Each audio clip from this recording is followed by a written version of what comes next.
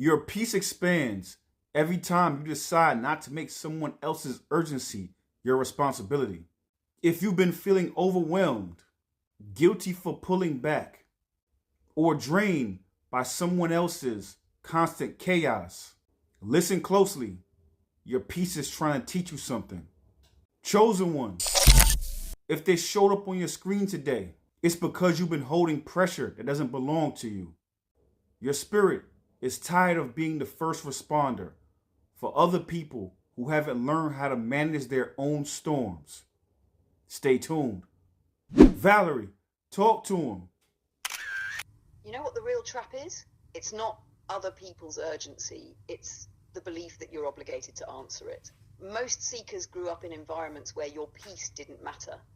Your needs didn't matter. Your boundaries didn't matter. What mattered was keeping the room calm, keeping the adults stable, keeping the energy from exploding. So now, when someone comes to you with panic in their voice or chaos in their chest, your nervous system still thinks, fix it, hold it, carry it, or something bad will happen.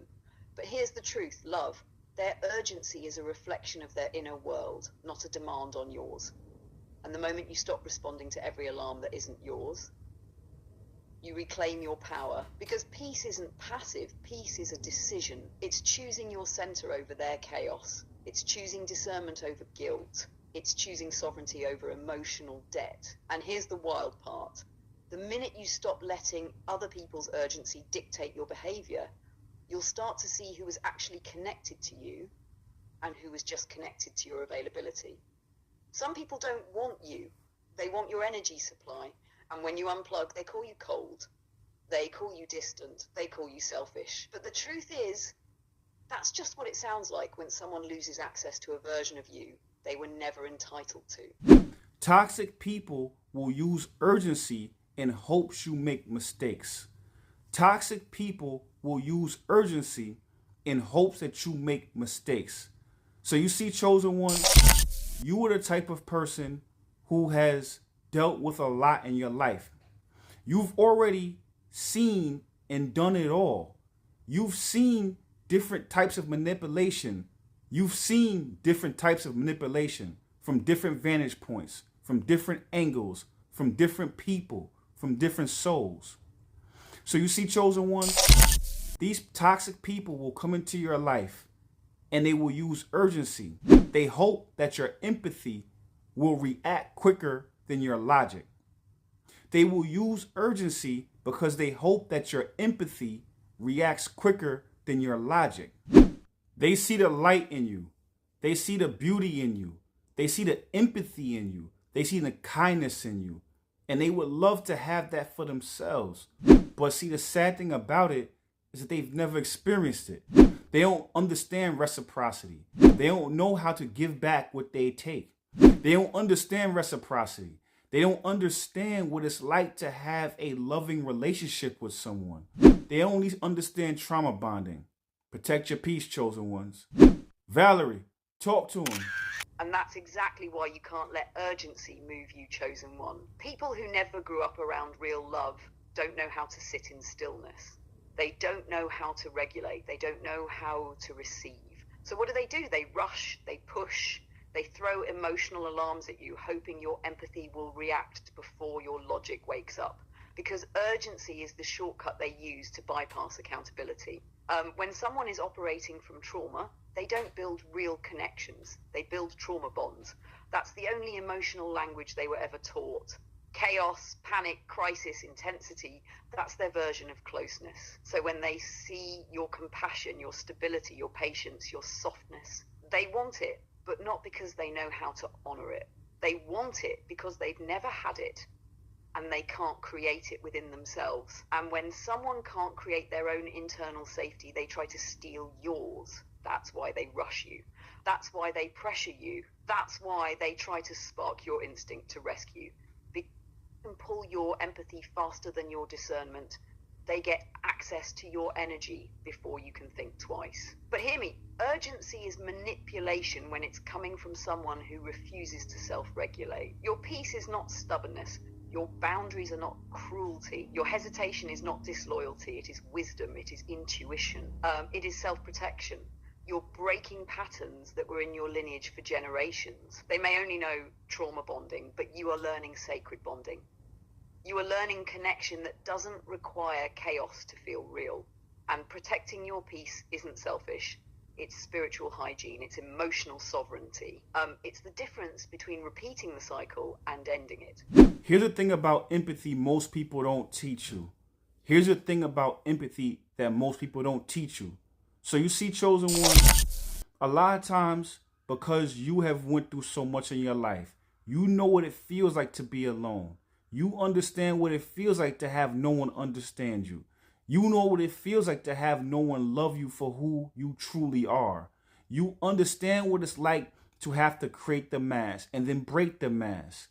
But the thing about it is that if you look at yourself, and you see all the wisdom that you've acquired, you see all the kindness that you have, you see all the love and empathy and intuition that you have, you gained it through going through the process. So the thing about empathy, we a lot of times want to then take the wisdom and the tuition for that wisdom away from the person by trying to step in and help them. That's because we wish that someone would have came in and helped us. But when you look back in retrospect, you realize the only one that could have helped you is yourself. So when dealing with these toxic people, you have to let them deal with their own storms. You have to give them the grace of letting them be the hero of their own movie. It's not unempathetic to let them and leave them to their own devices, because once they go through that dark night of the soul, once they go through all the shadow work, then they'll come back a different person. But the only person that can do it for them is them. If you try to step in, you actually delay the process of their healing. And then on top of that, they will then bring all their chaos, all their internal conflict, all their unresolved issues into your peace. And you owe it to yourself to keep your peace. And then you actually owe it to them to allow them to go through the chaos and then take the scenic route to get to where you're at. And it's had the same peace that you acquired by going through that journey. Valerie, talk to him.